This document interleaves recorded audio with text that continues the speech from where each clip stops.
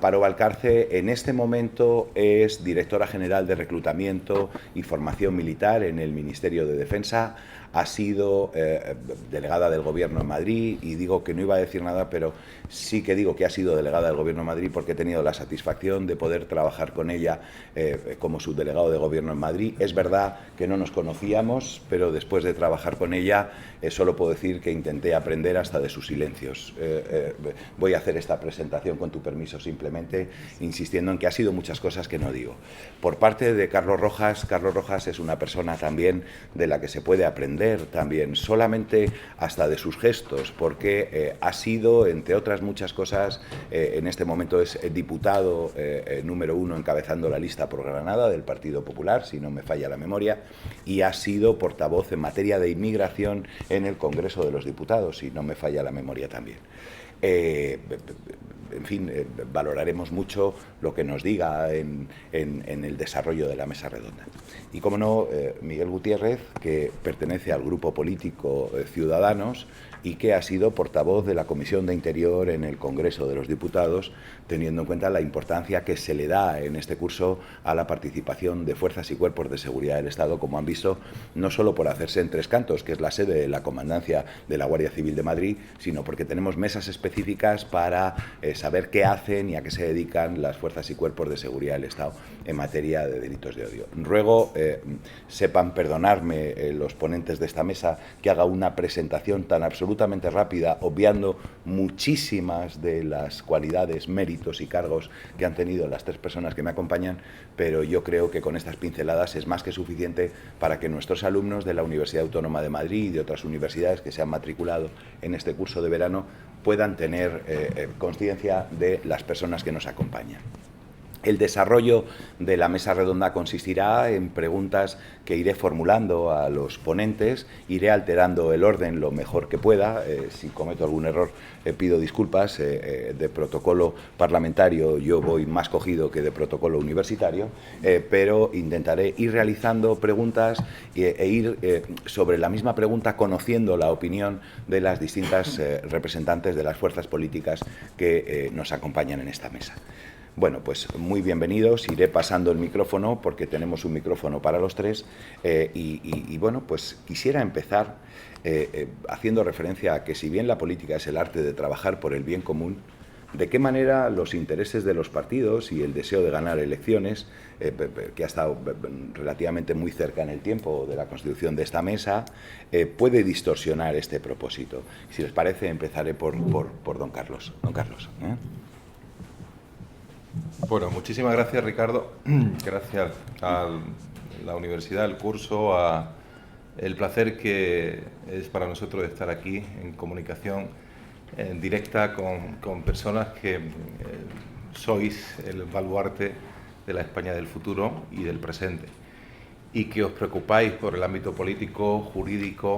Todo eso hace que nuestro país pues tenga un gran futuro y pueda seguir siendo un país fuerte, donde básicamente cultivamos desde la política, o lo intentamos al menos, el respeto a las normas, el Estado de Derecho, la convivencia. La pregunta que se hace por parte de la mesa de que efectivamente la política es el arte del bien común es así. Lo que pasa es que no siempre es así. Está a veces distorsionada por el enfrentamiento político más radical en algunas ocasiones, pero otras veces, y no se ve, es efectivamente el arte de hacer el bien común y funciona. Yo soy un gran defensor de la política desde todos sus puntos de vista, cuando estos están relacionados con el servicio público. Los políticos tenemos que ser fundamentalmente servidores públicos y nos tiene que mover la vocación, esa vocación al servicio público que no es una regalía, sino que es un sacrificio. Y tiene que ser tomado así, como sacrificio. Las cosas se tuercen, bajo mi punto de vista, y especialmente en los últimos tiempos, cuando a la política la invade el populismo, cuando se dan mensajes que no son reales, cuando los políticos adquieren formas mutantes hacia ese político que quiere decir lo que muchas veces en el momento interesa decir. Los políticos, entiendo que deben ser servidores públicos de luces largas, no de luces cortas. y las luces largas siempre van enfocadas a ese servicio público que es el bien común. La política no se puede desprender de cada uno de nosotros. En algunos actúa con más intensidad cuando la vocación es más fuerte, igual que en los juristas la vocación al Estado de Derecho, las normas, la aplicación de esas normas en la sociedad, las reglas del juego, de la convivencia, en definitiva. Pero lo decía ya Aristóteles hace mucho tiempo, hoi anthropoi son politikon instin, el hombre es un animal político por naturaleza. Y por tanto no nos podemos desprender de esa condición, por mucho que a veces no nos guste la política, la odiemos, la critiquemos, hablemos de ella, pero en general mi experiencia, bajo mi prisma, mi punto de vista, yo empecé siendo un político vocacional y sigo siendo un político vocacional. En el momento en que esa vocación se vaya, la política se irá con la vocación y mi ejercicio de la política desaparecerá. Pero mantengo esa vocación y la he ejercido desde la base de un concejal en la oposición, en una ciudad del sur de Granada, en Motril.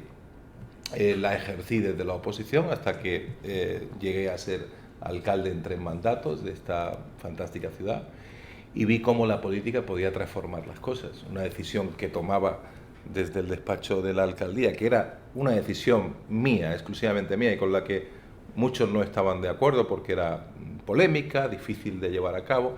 Al final, esa vocación te movía a sostener la idea, y la idea luego con el tiempo se transformaba en algo que sigo viendo ahora en el paso de los días. Digo, esto desde la política local, que es la que transpira más directamente en la epidermis del servicio público y vocacional, y luego obviamente se extiende al resto. Lo que quiero decir es que tenemos la amenaza del populismo, que rompe con esa concepción de la política como pilar básico de la sociedad, de las reglas del juego y de la convivencia, porque lo distorsiona absolutamente todo, porque empieza a vender mentiras constantemente hasta intentar hacerlas una verdad, porque se mezcla la propaganda, etc. Y esa es la gran amenaza.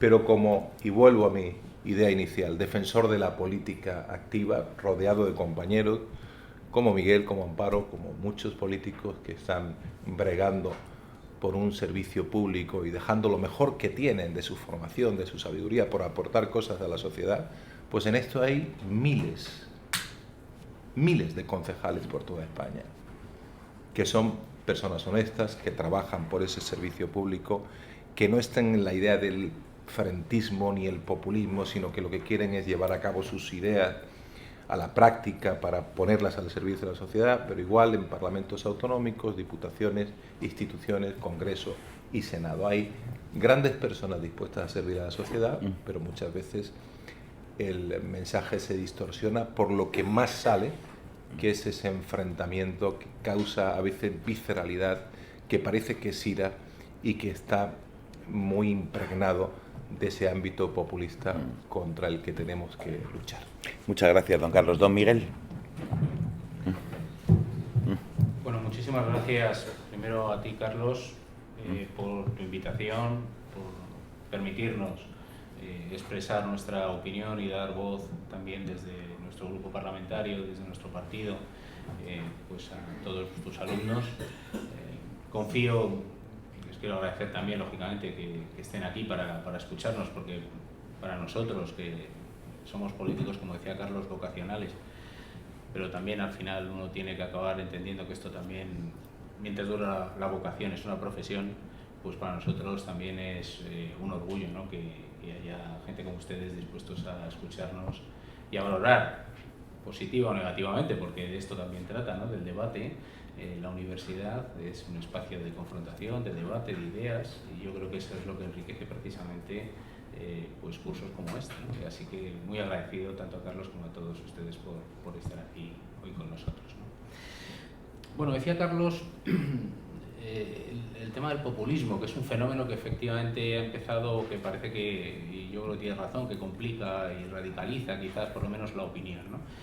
De la opinión pública, yo creo.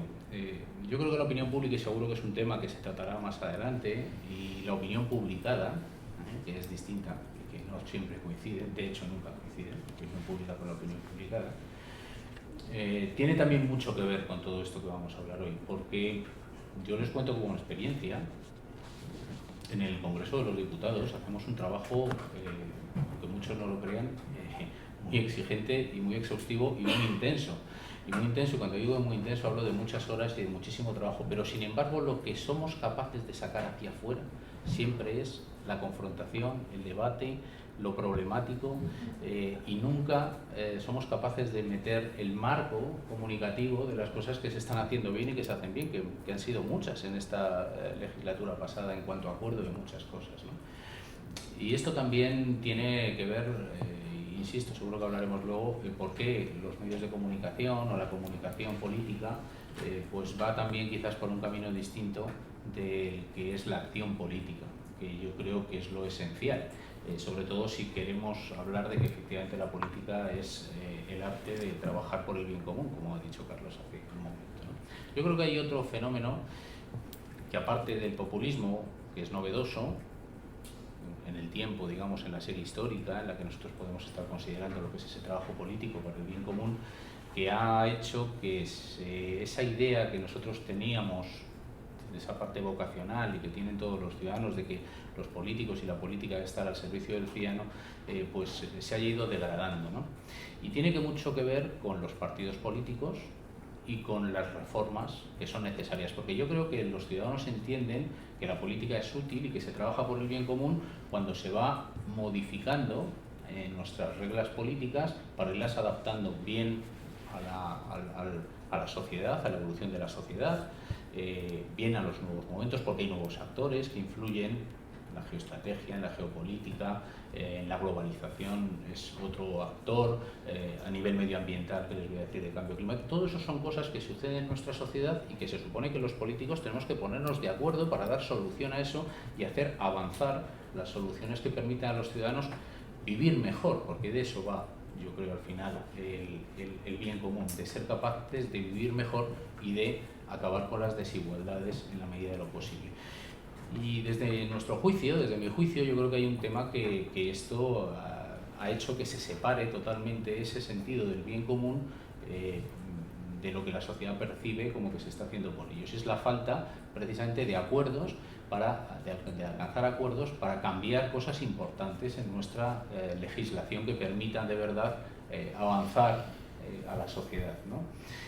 Y para mí el gran problema de esto ha sido el bipartidismo latente que ha existido durante muchísimos años. Ese bipartidismo imperfecto lo que ha hecho precisamente es que tanto el Partido Popular y el Partido Socialista nunca hayan sido capaces de ponerse de acuerdo para aplicar, de verdad, hablar de las reformas que este país necesita, y al final lo que han hecho es ir apoyándose en una serie de partidos nacionalistas o independentistas para mantenerse en el poder. A mí esto me parece que es un eje fundamental de por qué se ha separado desde los años 80 probablemente, a finales de los 80 hasta estos momentos, cada vez más la política de las necesidades que tiene la sociedad. El Partido Popular y el Partido Socialista podrían haber llegado a acuerdos. Sin embargo, siempre nos han estado vetando para esos acuerdos, y hablo de acuerdos importantes, ¿sí? Hablamos de un pacto nacional por la educación, hablamos de un pacto nacional por la industria, hablamos de verdad de cosas, de un cambio constitucional que actualice y que ponga al día nuestra Constitución. Todas esas cosas se han evitado y se trataba siempre de mantenerse en el poder a cualquier costa. ¿Con quién? Pues precisamente con aquellos partidos pequeños que eran capaces de garantizar esa gobernabilidad. Y a cambio de esa gobernabilidad, pues se ha ido entregando, se ha ido dando, cediendo cosas que no están en el interés de todos los ciudadanos, sino solamente en el interés de unos pocos. Y esto, desde mi punto de vista, es lo que ha ido haciendo que cada vez más se aleje precisamente las soluciones de lo que realiza la sociedad, ¿no? Por tanto, está bien, sí, yo creo que el populismo es importante, pero yo creo que para mí, antes que el populismo, está precisamente el nacionalismo, el separatismo, que son los partidos que han estado apoyando a unos u otros cuando han sido necesarios para la gobernanza tanto de un partido como del otro, y esto es lo que ha impedido que al final la sociedad diga, se está legislando, se está trabajando de que hacen mejoras para todos y no solo para unos pocos. Y yo creo que apunto a que este es uno de los problemas radicales además que tiene en estos momentos nuestra no conformación solo de gobierno, sino que tiene en estos momentos nuestra sociedad, sobre todo cuando hemos visto las tensiones a las que han sometido un partido o dos partidos independentistas en Cataluña, siendo capaces incluso de llevar al Estado hasta el límite, incluso favoreciendo o aplicando un golpe a la democracia clarísimo como fue el turno. Muchas gracias. Doña Amparo. Muchas gracias. En primer lugar, permítanme que agradezca al doctor Ricardo García su invitación para estar hoy aquí en este coloquio. También quiero agradecérselo, por supuesto, a la Universidad Autónoma de Madrid y al Ayuntamiento de Tres Cantos que nos acoge en estas instalaciones. Agradecer la compañía de los dos ponentes que me acompañan, diputados respectivamente del Partido Popular y de Ciudadanos. Quiero señalar algo que creo que compartimos en esta mesa, y es que la política es una de las actividades más honorables del ser humano. Es quizá la más honorable porque es la que puede cambiar la vida de las personas. Desde luego, como socialista, solo concibo la política si es en beneficio del bien común.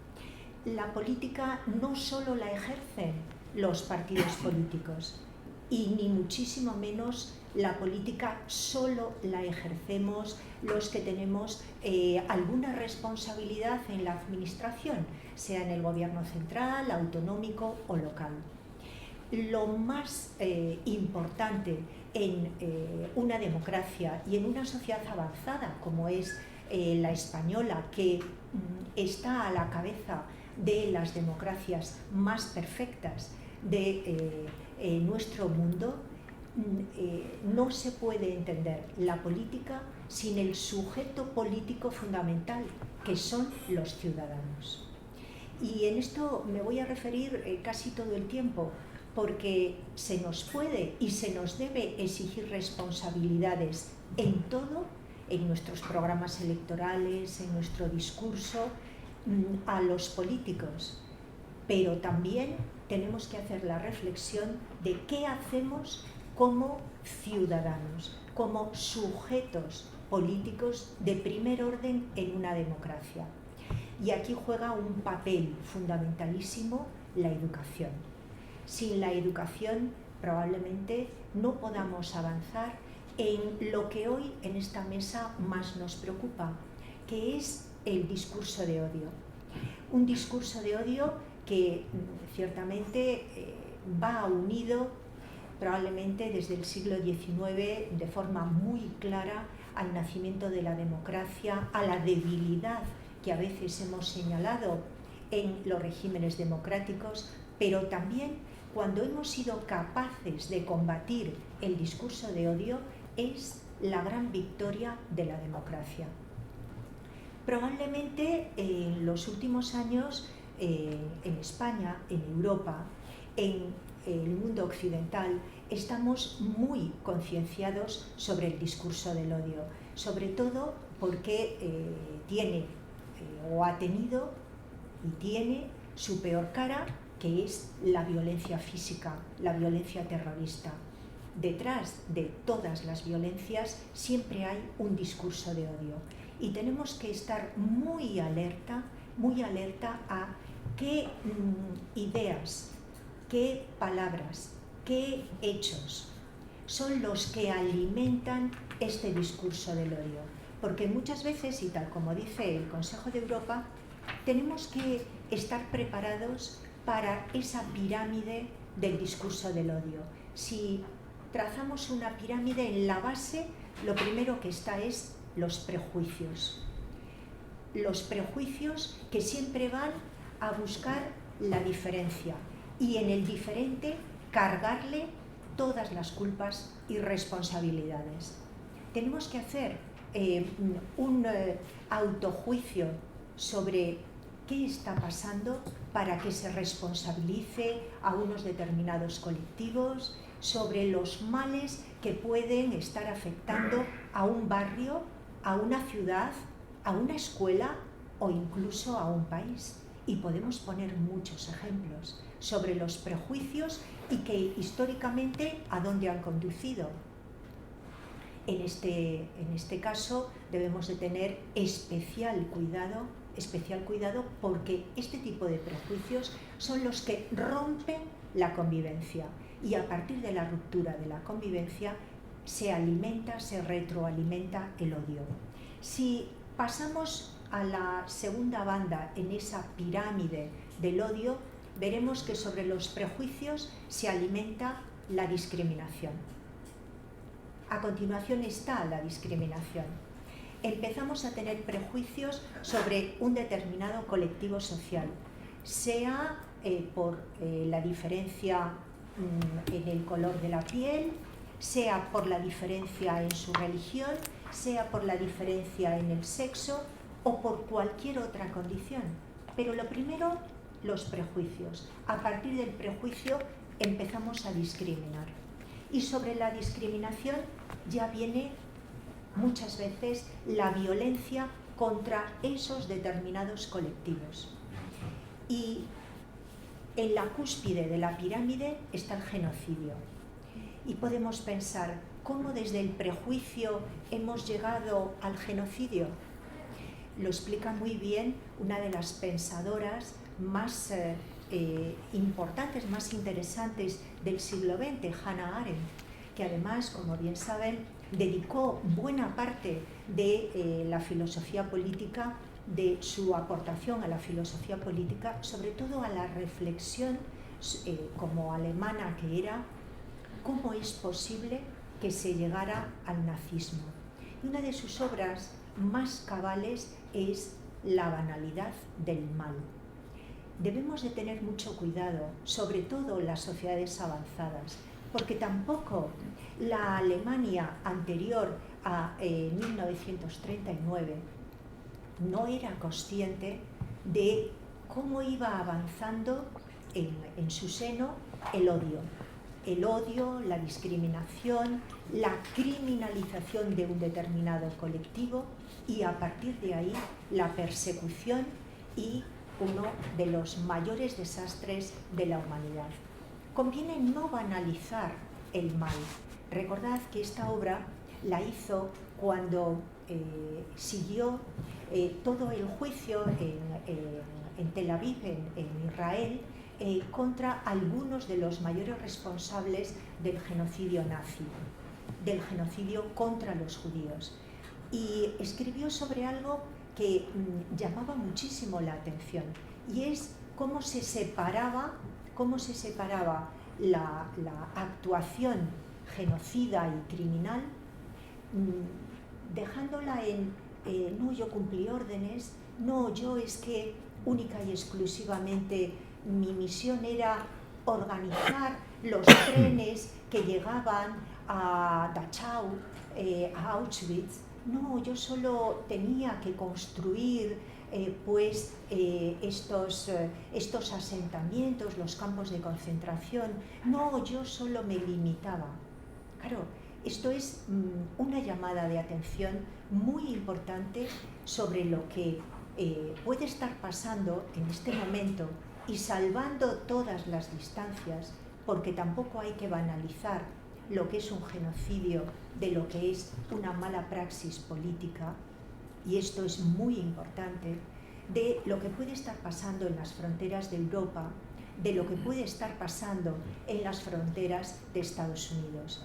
Pero en el momento en el que los ciudadanos, ese sujeto político, no nos conmueva lo que sucede con un padre y su hija que mueren, que se ahogan en el río Bravo intentando cruzar a Estados Unidos, es que si eso no nos conmueve y no somos capaces de reaccionar ante políticas populistas que creen que el gran peligro para Estados Unidos es la inmigración y que la solución es un muro, si no nos plantamos los ciudadanos y, por supuesto, apoyamos con nuestro voto a los proyectos y programas políticos que ponen pie en pared ante algo tan inhumano como lo que allí está sucediendo. Pero esto también pasa en Europa, esto también pasa muy cerca de nuestras fronteras, y por eso tenemos que responder a todos estos retos, tenemos que responder con la ley, pero también con un principio básico de humanidad, el principio básico de humanidad. Las sociedades europeas tenemos que apoyar a nuestros gobiernos cuando cumplen la ley, por supuesto. Hay que cumplir las normas que nos damos entre europeos, pero también toda norma no la podemos convertir en la banalidad del mal. No, tenemos también que dejar un margen para el respeto a los derechos humanos y algo fundamentalísimo, como es que no se criminalice a ciudadanos que, por su situación de especial precariedad, que huyen de la pobreza, que huyen de la miseria, que huyen de la guerra, no seamos capaces de conmovernos y de dar una solución humanitaria. Y es en este equilibrio donde se tiene que manejar la política con mayúsculas, la política del bien común. Creo que esta es una reflexión que vale para algunas de las cuestiones que nos pueden preocupar, como es el racismo, como es la xenofobia, pero seguramente tendré oportunidad de plantear otras cuestiones que también nos afectan y que van en la misma línea del discurso de odio.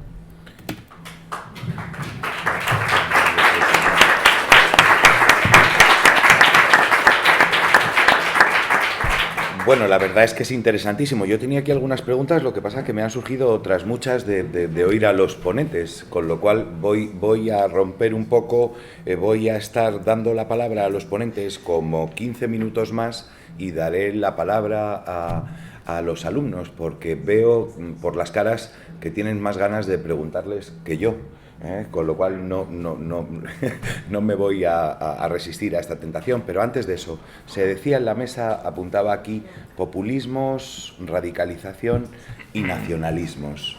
Me gustaría hablar un poco de esto. ¿Cómo en política se desmontan esos radicalismos, nacionalismos y bipartidismos?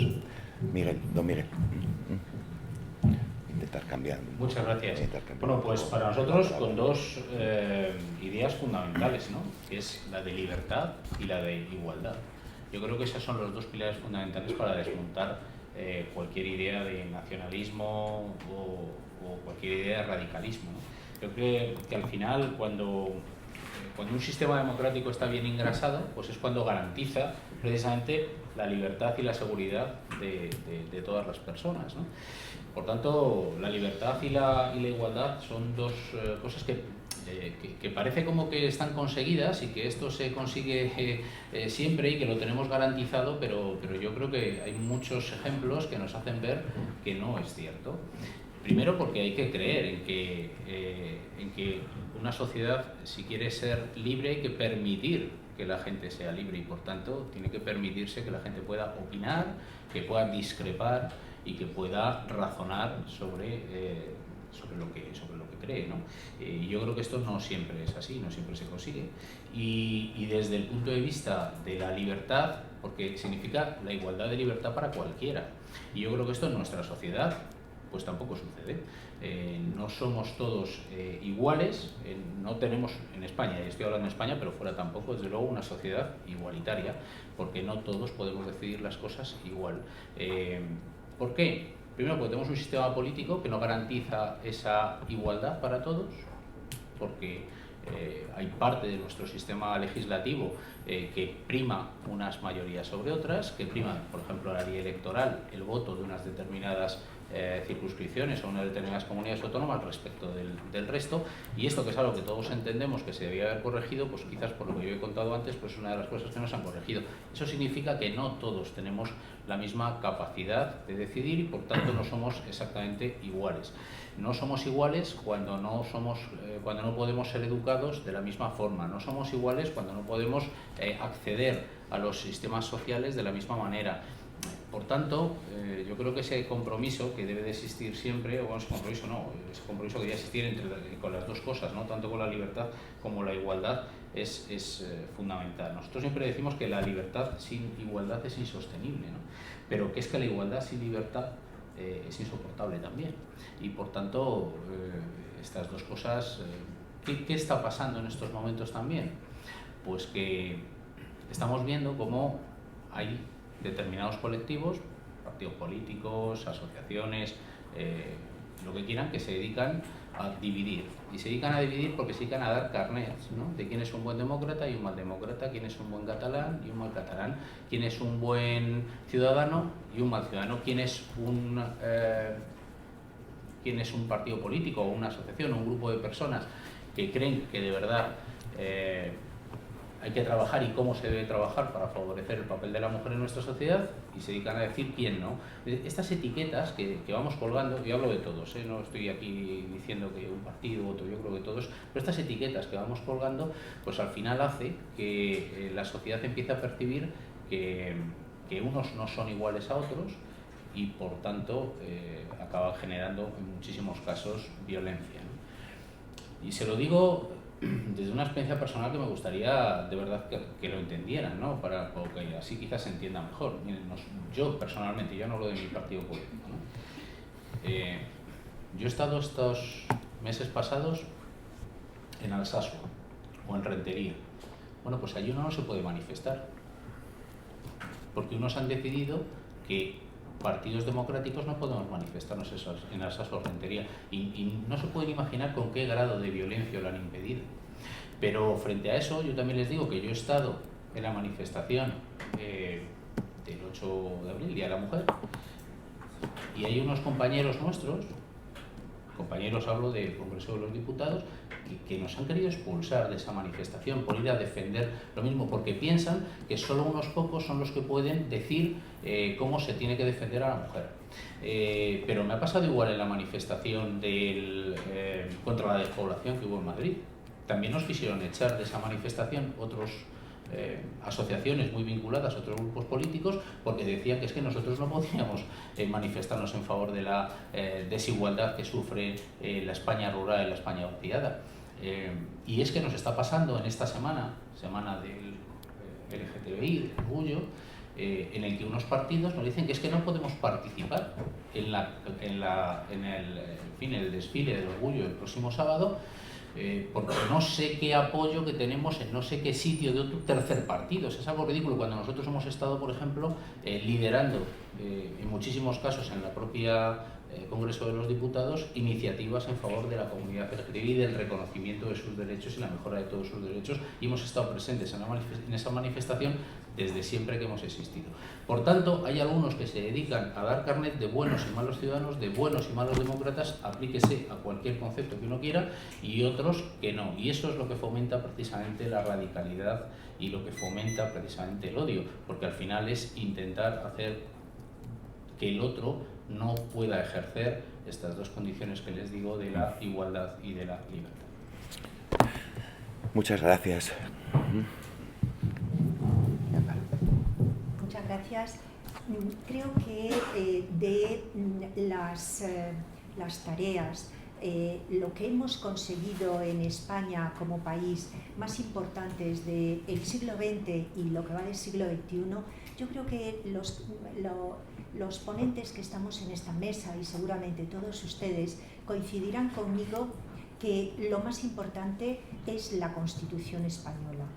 La Constitución del año 1978, que superó una etapa histórica crucial como fue la dictadura, para emprender la senda democrática, pero también porque hizo posible el consenso, un gran acuerdo de país para darnos unas normas comunes. La Constitución española fue votada ampliamente en el Congreso de los Diputados y el Senado, y refrendada por las españolas y españoles. En ese momento gobernaba la UCD, y el Partido Socialista era el primer partido de la oposición. el bipartidismo, bibloquismo, multipartidismo. Tenemos ejemplos en toda Europa de momentos importantísimos donde ha habido pues una representación política bipartidista o multipartidista. No creo que el bipartidismo en sí sea la razón o causa, porque, por ejemplo, uno de los pilares de nuestro estado del bienestar es la sanidad. Y en la sanidad hemos contribuido de una manera decisiva los socialistas, pero también el Partido Popular. Del mismo modo, un pilar esencial como es en nuestro sistema de pensiones, como es también un pilar esencial el sistema de atención a las personas dependientes, o la educación. Hay un consenso fundamental que está en la Constitución y que en algunos casos, además, se ha ido trasladando a el sostenimiento de la sanidad, que ha contado con apoyo muy importante del gran bloque constitucional del Congreso y el Senado, también en el ámbito de la dependencia, con todo el apoyo del bloque constitucional, y en el sistema de pensiones con el Pacto de Toledo. No ha sido posible en educación, no ha sido posible el mismo nivel de consenso en educación. Por eso somos muchos los que demandamos un gran pacto por la educación en España, para superar este enfoque que no nos está permitiendo alcanzar los resultados que España merece en el ámbito de la OCDE. Ahí están los resultados PISA, cuando somos un país que cada vez invierte más en educación, no solo los poderes públicos, sino también las familias, con avances muy importantes, pero que todavía tenemos un camino muy importante por alcanzar. En el ámbito europeo tenemos ejemplos muy diferentes de cómo podemos resolver las diferencias políticas siempre que haya un acuerdo fundamental. Un acuerdo fundamental que es el que marca la Constitución. Y eso es en lo que no podemos salir. De ahí, de ese marco, no se puede salir más que como dice la Constitución.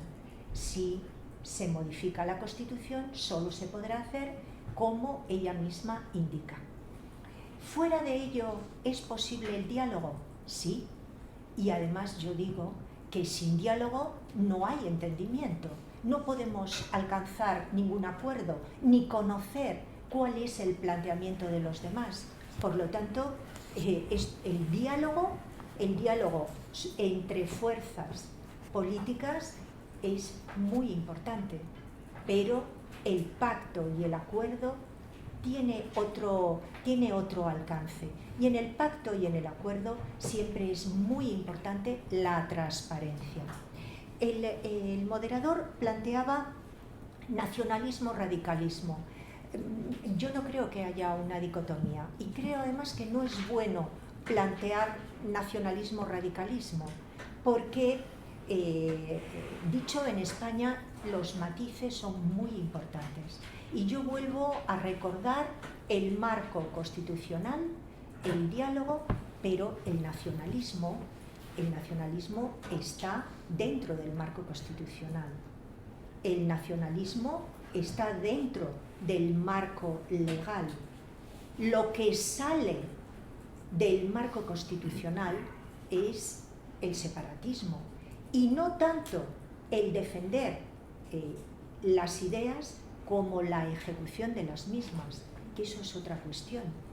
Y en estos matices sí que es muy importante la responsabilidad que tenemos los políticos. En primer lugar, porque somos una democracia plena y tenemos derecho a la libertad de expresión.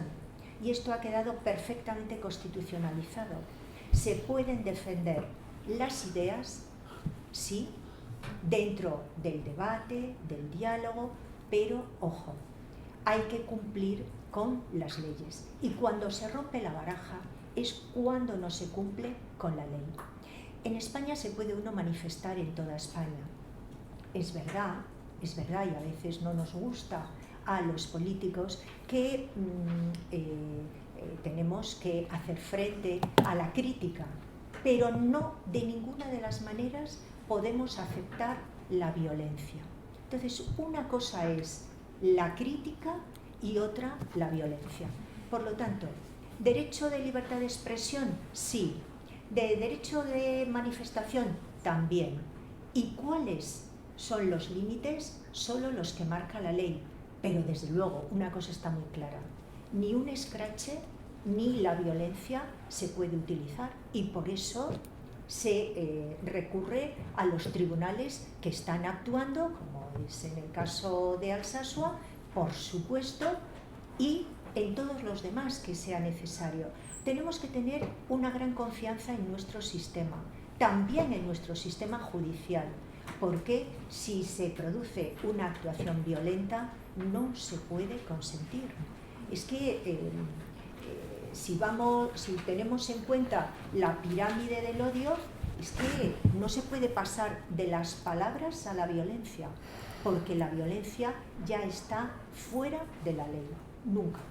Eso nunca, de ninguna de las maneras. Y esto es la gran diferencia entre nacionalismo, ideas nacionalistas, partidos nacionalistas y otra muy diferente, todo lo que tiene que ver con el uso de la fuerza o de la violencia. Eso está fuera y son los tribunales los que lógicamente tienen y deben actuar, y creo que es como lo están haciendo, y todos debemos de ser muy respetuosos con la división de poderes, qué le corresponde al Ejecutivo y qué le corresponde al Poder Judicial. Dejemos actuar al Poder Judicial con absoluta independencia y con toda responsabilidad actuaremos tanto el Poder Legislativo como el Poder Ejecutivo y, por supuesto, los ciudadanos, que siempre toman nota y en la convocatoria electoral que corresponda colocarán a cada uno en su sitio, pero también es cierto que los ciudadanos tienen el derecho a una información veraz. Aquí se ha dicho en varias ocasiones qué sucede cuando los ciudadanos acuden a las elecciones con una información que puede estar contaminada por las fake news. Cuando se produce esa contaminación es cuando se producen situaciones de intolerancia, cuando se produce la fractura de la sociedad y cuando se producen los radicalismos que, cuando se llevan a los programas electorales y a los gobiernos, llevan normalmente, si hacemos caso a todo lo que conocemos en la historia, al más absoluto fracaso como país. Creo que hay muchos ejemplos de ello.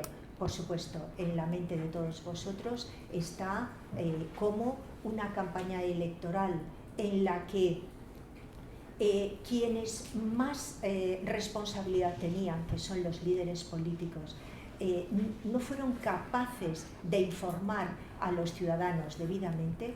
Los ciudadanos se vieron inundados de fake news y ahí tenemos un problema que afecta no solo a Reino Unido, nos afecta a todos los europeos, como es el Brexit. Por lo tanto, todo tiene consecuencias. Por supuesto que lo tiene la radicalización y, sin lugar a dudas, la desinformación y la interesada información falsa. Esto es lo que nos debe de preocupar como ciudadanos y, por supuesto, como responsables políticos. Muchas gracias, don Carlos.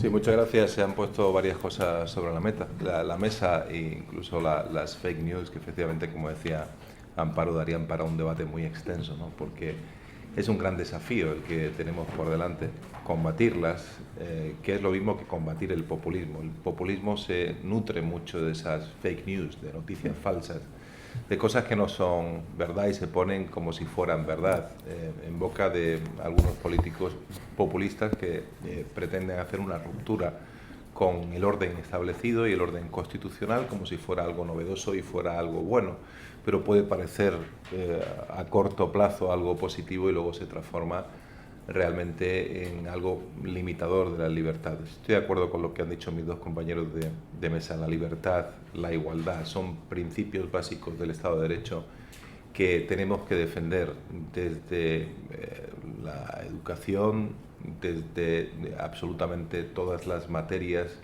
que son competencia de las administraciones públicas, que es algo transversal, que debe ir muy conectado con lo que pretendemos para el día de mañana en todas las instituciones, en la defensa de la libertad, de la igualdad y del Estado de Derecho. Y efectivamente, en nuestra Constitución del año 1978, que yo tampoco pude votar, hay algunos que dicen, es que no voté la Constitución y por eso hay que reformarla. No, hay que reformar lo que no funcione, pero lo que ha funcionado, lo que hay que hacer es mejorarlo, con el consenso y el acuerdo de todos que inspiró la propia Constitución. Yo tampoco voté la Constitución del 78, pero sí sé lo que ha traído la Constitución del 78. Y como decía Miguel, la libertad hay que ganarla todos los días y nos corresponde a cada uno de nosotros. Y esa es la mejor defensa de la Constitución del Estado de Derecho, el mejor muro que le podemos poner a ese populismo que a veces lo que pretende es partir por la mitad a una sociedad. Y eso nunca es bueno. Nuestra Constitución del 78 trae en sí misma los valores que nos han hecho más fuertes en los últimos 40 años, que es el acuerdo, el consenso, la capacidad de llegar a entendimiento. Yo he visto muchas propuestas de otros partidos políticos en ayuntamientos, en el Congreso, con las que no estaba de acuerdo. Y al final hemos conseguido pactar algo que pudiera servir a la sociedad. Ese es el espíritu de nuestra Constitución. Cuando vas al Congreso y está la Comisión Constitucional con las 7 figuras, los 7 cuadros de los padres de la patria, de los que hicieron posible esa Constitución, allí se encerraron durante días hasta que al final nos sacaron un gran acuerdo. Y ese acuerdo, inspirado también en otras normas europeas, habla, por ejemplo, del Estado social y democrático de derecho, del artículo 1. No vamos a dejar a nadie en la cuneta, no vamos a dejar a nadie tirado. Esta sociedad está hecha para proteger a los más débiles. Y por eso tenemos una sanidad a la que aludía Amparo, en la que yo me siento muy orgulloso de que el Partido Popular haya colaborado durante su año de gobierno fuertemente para hacerla más fuerte, para hacerla universal y para hacer que aquí nos podamos sentir orgullosos de que nadie se queda fuera del sistema, de que nadie, porque no tenga ingresos, va a quedarse fuera de un tratamiento como el cáncer, de un tratamiento como los que se dan en la sanidad española, que son de primera línea mundial. Y esa es una gran virtud que tiene y que ha propugnado también ese gran acuerdo constitucional en temas que deben ser de Estado. Por supuesto que estoy de acuerdo con lo que decía Miguel y con lo que decía Amparo. Hay necesidad de grandes acuerdos por la educación, por la sanidad, por ir mejorando lo que tenemos. Y esos grandes acuerdos son también grandes muros contra el populismo, donde no puede entrar el populismo. El populismo es rencor, es sin razón, es desde los extremos ir a no respetar a los demás. Una gran base de nuestra Constitución es el respeto a todos. El respeto porque alguien pueda ser o parecer, a mí me pueda parecer diferente, yo seré diferente para él.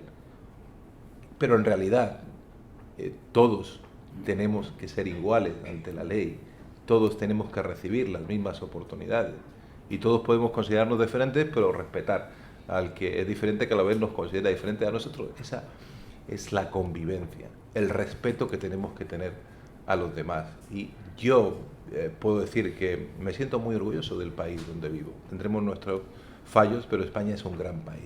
Y en estos 40 años lo que ha demostrado la Constitución es que somos un gran país y que hemos sido, y esto hay que decirlo y hay que contarlo y nos tenemos que sentir orgullosos de ello, el país que en estos 48 años, en estos 40 años, ha crecido más de todo el mundo. Somos el tercer país de mayor crecimiento en estos 40 años.